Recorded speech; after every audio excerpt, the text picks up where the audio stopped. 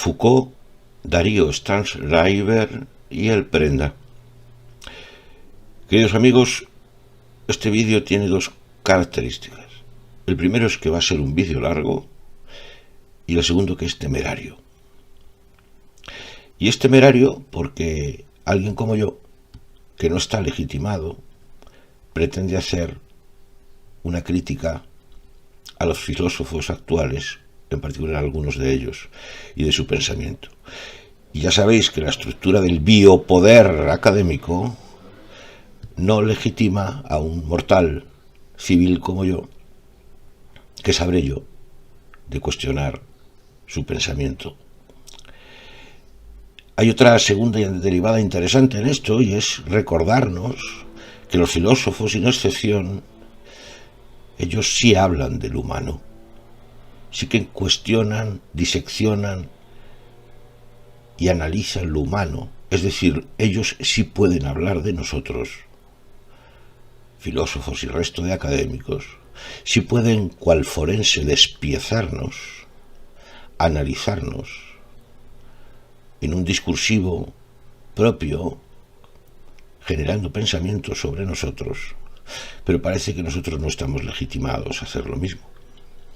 Bien, hoy quiero romper personalmente ese biopoder desde la resistencia de lo vulgar y hacer una aproximación personal que tiene que ver con esta nueva filosofía, este nuevo motor de la posmodernidad, en la que yo defiendo, de manera meditada e informada, que detrás de toda esta posmodernidad está la masculinidad de siempre. Una masculinidad que ahora se torna diversa, pero que sigue pretendiendo, sin ningún género de dudas, mantener su supremacismo. El objeto de esta reflexión y de este largo vídeo va a utilizar una charla, una conferencia de Darío Stanraiver sobre el pensamiento de Foucault. Darío Stanraiver es un hombre con mucha capacidad divulgativa y ha desarrollado también su propia posición respecto a lo que es la sexualidad, el género. Y observen ustedes cómo va a derivar desde el pensamiento Foucaultiano a lo posmoderno. Así introduce Darío Stanraiver su charla. Tremendo programa hoy dedicado a una de las obras contemporáneas más determinantes en la historia del pensamiento actual, que sin duda es Historia de la Sexualidad. Acá tengo algunos volúmenes, el 2 y el 3. Historia de la Sexualidad de Michel Foucault. Bien, efectivamente, Darío se propone comentar la gran obra Foucaultiana alrededor de sus volúmenes sobre la historia de la sexualidad. La historia de la sexualidad. En este punto conviene recordar que Darío, Foucault, yo somos hombres socializados masculinos. Y habrá una historia de la sexualidad que ahora comentará Darío. Pero lo que hay una historia incuestionable y sobre todo una historia contemporánea incontestable, que es la manera en que esta masculinidad nuestra busca, inventa, tergiversa, manipula, retuerce la realidad para lograr follar, para lograr convertir sus deseos masculinos, desde su propio supremacismo, en derechos. Y desde ahí, desde esa socialización masculina, somos capaces, incluidos los filósofos, de llegar muy lejos. Sigamos escuchando a Darío.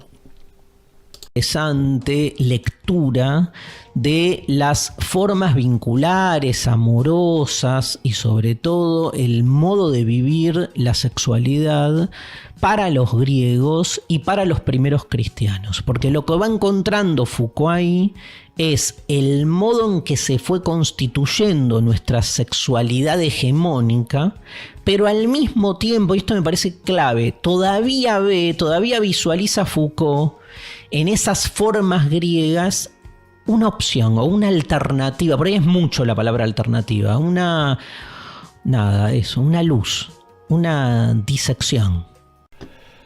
Pues bien, amigos, han escuchado a Darío Osterschreider en esa vocación de comentar un Foucault que analiza la historia de la sexualidad buscando los orígenes de esta construcción sexual del poder o del biopoder o la biopolítica de la sexualidad, pero con una cierta melancolía, una añoranza a lo que llama un episodio histórico de luz, que es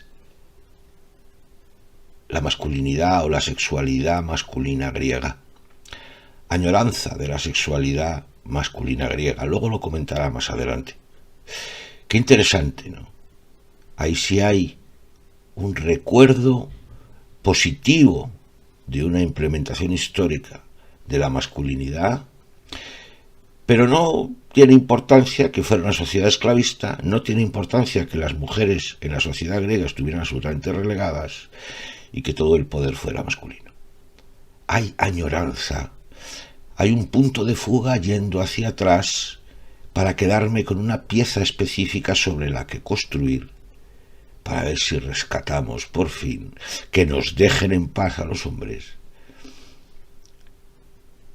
y podamos follar. Ahora lo que hace Darío es invitar a Manuel Bauer, que es otro filósofo comentarista de Foucault, que ha escrito alguna obra al respecto, para que nos ilumine también sobre esa historia de la sexualidad Foucaultiana. Escuchemos a Manuel. Don Manuel Bauer, le preguntamos sobre de qué va la historia de la sexualidad de Foucault. Foucault muestra pacientemente ahí cómo somos más bien el producto, el resultado, el efecto de una serie de discursos y de prácticas que nos han hecho ser quienes somos, ¿no? Ahora bien, ¿cómo han logrado estos dispositivos convertirnos en los individuos que somos? Entre otras tantas estrategias, a través de lo que Foucault analiza en este libro como el dispositivo de la sexualidad. Es decir, a través de una serie de saberes e instituciones que nos han hecho creer que en nuestro sexo se cifra la clave siempre esquiva de nuestro ser, nuestra verdad última, y que para ser más libres, como decíamos antes, necesitamos acceder a ese núcleo oscuro, interpretarlo, verbalizarlo. Cuando en realidad, según Foucault, ese trabajo de introspección nos condena a la búsqueda eterna y como centrípeta, ¿no?, de una supuesta identidad oculta a la que nos atornilla de forma cada vez más profunda a un mismo punto inmóvil, ¿no? ¿Y qué propone Foucault para salir de este entuerto?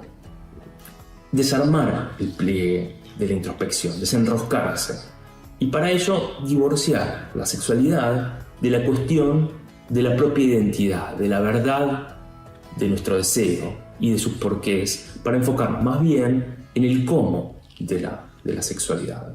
En otras palabras, nos invita Foucault a reemplazar esa hermenéutica del deseo a la que nos encomendamos desde el cristianismo primitivo, pasando por la psiquiatría del siglo XIX, el psicoanálisis del XX, y que resuena sin dudas en ese, por momentos al menos en ese confesionario abierto que son las redes sociales, a reemplazar esa hermenéutica del deseo por una dietética del cuerpo y de los placeres, ¿no? O para decirlo con el título de un tema de Virus, a desplazar el foco de las profundidades del sexo a las superficies de placer. Esa reivindicación de la superficialidad que hace Foucault en su historia de la sexualidad me parece sumamente original y refrescante. Pues bien, he escuchado a Manuel Bauer en esta interpretación de los textos de Foucault buscando ese destino, o tratando de cuestionar ese destino que ha tenido que ver con una sobrepresión de la estructura de la sexualidad sobre lo masculino, en esa especie de necesidad de encontrar detrás de la sexualidad algo relevante y de algo, vamos a decir, profundo, que no es otra cosa que la responsabilidad. Pero para Manuel Mauer esto es excesivamente pesado y nos mete en un bucle sin fin.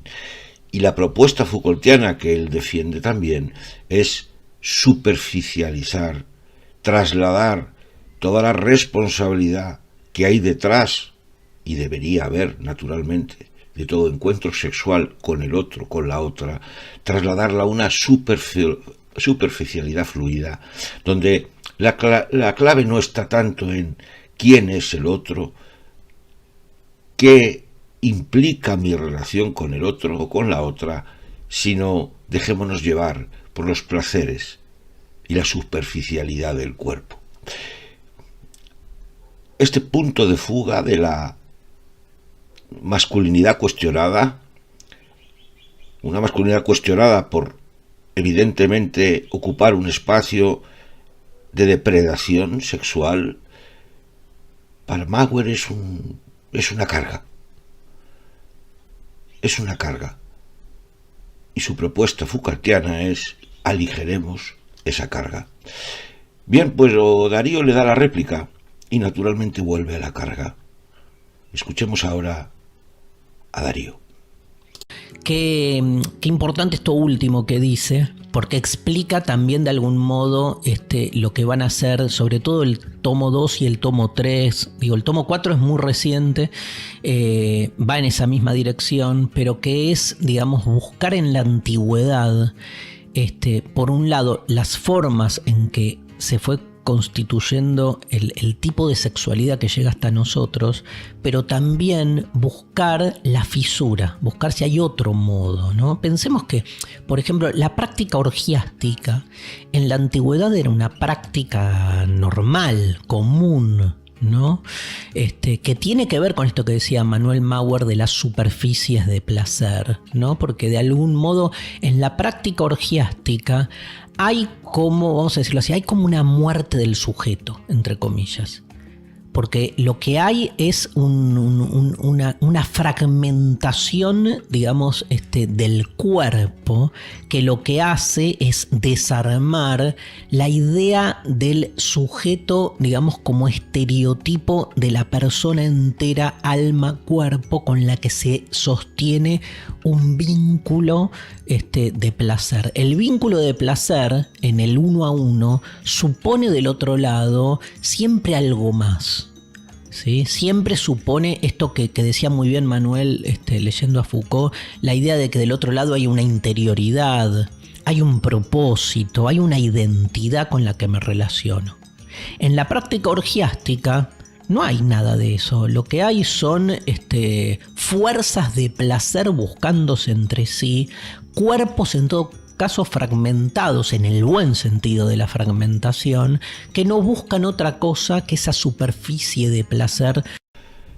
Pues ya lo han escuchado ustedes, sobre la propuesta de Mauer. Darío vuelve otra vez a revisitar, con la visualización de un episodio orgiástico, por supuesto, de la antigua Grecia, ese espacio de sexualidad donde se diluye el individuo, donde se diluye la profundidad de la responsabilidad de saber que enfrente tengo otro ser humano, y se deja llevar por una superficialidad corporal, donde lo único importante son las energías sexuales que buscan el encuentro en búsqueda del placer. Ostras, qué masculino, manipulador suena todo esto. No sé si perciben ustedes cómo no sabemos cómo deshacernos de esta presión que supone nuestra masculinidad, y añoramos espacios donde no se nos tenga en cuenta.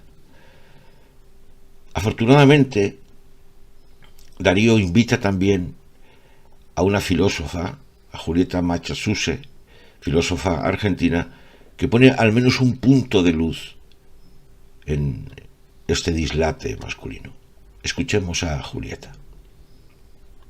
De esta manera, la sexualidad es un campo de discusión, es un campo de disputa, y puede ser tanto un espacio de normalización como también quizá el lugar de cierta resistencia. Y esta tensión o esta ambigüedad se expresa de forma dramática en la sexualidad femenina. Carol Vance nos dice en relación a la sexualidad femenina que se nos arma un dilema entre placer y peligro sexual. Y parece que si iluminamos alguno de los dos aspectos, corremos el riesgo de descuidar el otro. Y esto se traduce en políticas más proteccionistas, incluso puritanas, o políticas más expansivas de lo sexual. Y si bien sabemos que el puritanismo jamás nos sirvió, y mucho menos a las mujeres, ciertamente hay una tensión que resulta difícil de eliminar y quizá no es deseable eliminarla en los análisis. Esto se ve muy bien en el problema del consentimiento, un problema muy contemporáneo de sexualidad y poder, porque por un lado, si no queremos eliminar la tensión y mantenerla productiva, necesitamos defender la idea de la agencia, defender que existe la libertad, que podemos ejercer cierta libertad, y por el otro lado no descuidar aquellos contextos, aquellas condiciones donde el consentimiento resulta ineficiente o insuficiente. Lo que Julieta incorpora al diálogo entre machunos, entre Manuel y Darío, es la atención sobre el asunto de que esta propuesta Foucaultiana de superficialidad siempre tiene un lado damnificado, el lado de las mujeres. Y ella lo recuerda como eje indispensable para el análisis y lo vincula precisamente al poder masculino que interpreta el consentimiento y la agencia de las mujeres a su interés de manera torticera. Bien, pues ¿qué creen que hace Darío con esa clave que debería estar en el discurso Foucaultiano de que el biopoder es el biopoder masculino? Pues lejos de tenerlo en cuenta y de asumir la responsabilidad de la masculinidad en esta barbarie, lo que dice, y ahora le van a escuchar, que el problema no está en la masculinidad, sino en la concepción binaria del humano. Y es aquí donde la deriva posmoderna de esta filosofía acaba en lo que todos ustedes conocen. Escuchen al ínclito Darío en su alegato final. En ese sentido, digamos, y más allá de Foucault, digamos, toda la filosofía de género, toda la filosofía feminista es deudora en algún punto de la filosofía Foucaultiana, pero no solo, ¿no? Lo que hay son esas fusiones, hibridaciones conceptuales, diálogos, tensiones, como decía Julieta, también a nivel teórico, que es ir como a partir de lo que Foucault plantea acá y de lo que viene planteando el feminismo históricamente. Yo le agregaría algo de la deconstrucción en la línea de Derrida. Digamos, empieza a vislumbrarse un colapso, sobre todo del binario. Yo creo que el gran problema básico, digamos, que está presente en la relación entre sexo y poder es el binario, ¿no? Porque es el que de algún modo después instala la idea de, digamos, de una jerarquía, digamos, insuperable, ¿no? Digo, la jerarquía donde se supone que hay una forma superior a la otra, que en el caso, digamos, del género está directamente puesta en el ser varón contra el ser mujer y planteado en términos de confrontación y de complementación, digamos, donde la mujer se visualiza como, como dice por ahí Preciado, productora de placer para el varón y reproductora de la especie, ¿no? Esa doble función histórica al que Bueno, Foucault en el volumen 3 analiza el lugar de la mujer y lo que me parece es que, digamos, hoy en día como poder salirse de esa jerarquía asimétrica es disolver el binario. Pero disolver el binario es entender, entre otras cosas, que ser varón y ser mujer, y creo que esto es lo que empieza a verse desde la obra de Foucault, no son posturas definitivas, ¿no? Y ya desde el momento en que deconstruimos esa identidad binaria tan polarizada, entonces, como decía muy bien Julieta, empiezan a visualizarse formas de resistencia. O sea, resistir es resistir al binario. Ya han escuchado a Darío. Yo diría dos cosas. El primero es como sutilmente este filósofo le recuerda al feminismo su deuda con el pensamiento masculino, en particular con el pensamiento Foucaultiano. Una primera aproximación. Son hombres pensando. Foucault, Darío, yo, somos hombres pensando sobre mujeres. La segunda aproximación es esta manera sutil que hace, mencionando, apreciado, por cierto, de cómo cargar la responsabilidad de la ecuación en la mujer, que se autopercibe, según Darío, como un ser entregado a dar placer a los hombres o a reproducir la especie, pero no hace ninguna mención a la masculinidad, que explota, genera, perpetúa ese status quo. No sé si ustedes me comprenden.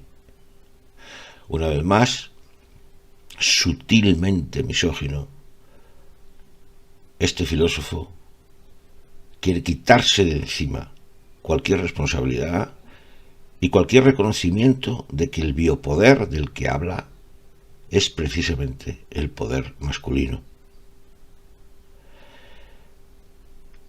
Para acabar por mi parte, suponiendo que esto haya sido útil, para mí sí lo es. Quizás ustedes se pregunten por qué en el título de este vídeo aparece Foucault, aparece Darío, pero también aparece el Prenda, otro filósofo de la vida. Y es que, amigo Darío, uno de los mayores expertos en orgías es el Prenda. Todos sabemos cómo implementaba el Prenda y sus amigos este concepto de dejemos fluir el deseo, dejemos que las cosas ocurran, dejemos que los cuerpos despiezados fluyan en función de las energías del deseo y del sexo.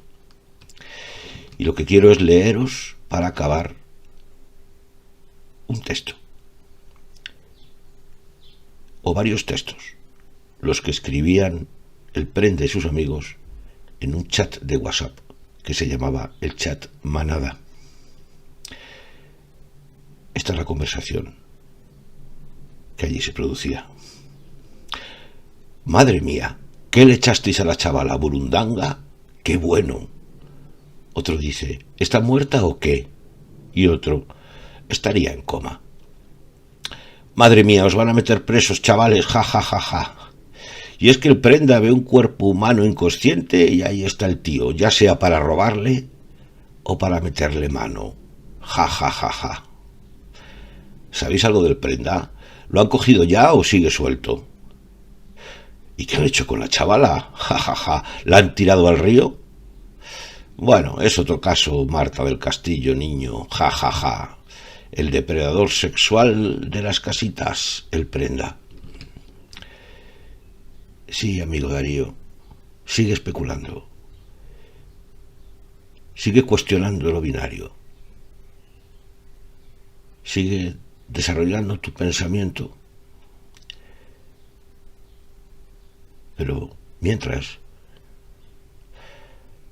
hay muchas personas, mujeres, que viven el infierno. Ruego me disculpe la Academia por haber tenido el atrevimiento de cuestionar no a los filósofos, sino a su masculinidad, el biopoder asociado a una estructura perversa, histórica, que es el dispositivo de sexo-género. Y estos masculinos, su única vocación es preservar la barbarie, ningún ejercicio de autocrítica. Si hay algo que para mí me produce rechazo profundo, no importa que seas filósofo o como yo un vulgar de la calle, es tener agenda oculta. Es tratar de generar discurso y pensamiento, pero sin decir para qué. Y en estos casos, igual que en el Prenda, manipular la realidad, incluso de manera violenta,